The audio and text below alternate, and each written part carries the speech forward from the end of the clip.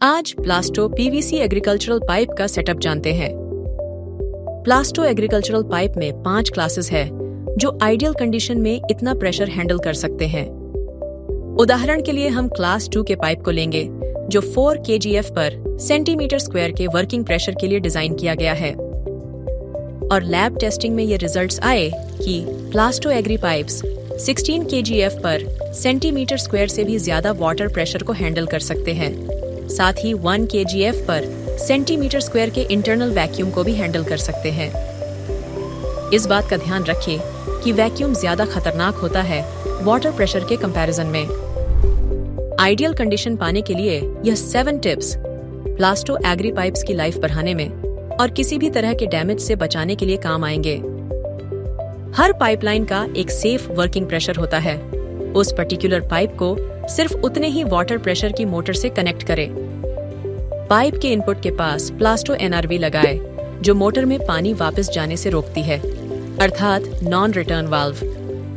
हर 50 pipe के बाद plaster air release valve जरूर लगाए। अगर वाल्व नहीं लगाए गए फिर या तो ओवर प्रेशर जनरेट होगा जिससे पाइप डैमेज होने की संभावना बढ़ सकती है, या फिर वैक्यूम अर्थात नेगेटिव प्रेशर जनरेट होगा जिससे भी पाइप डैमेज होने की संभावना बढ़ सकती है। इसीलिए एयर रिलीज वाल्व लगाए जो ओवर प्रेशर को रिलीज भी करेगा और वैक्यूम भी जनरेट नहीं होने देगा। पहला एयर रिलीज वाल्व मोटर के नजदीक हो।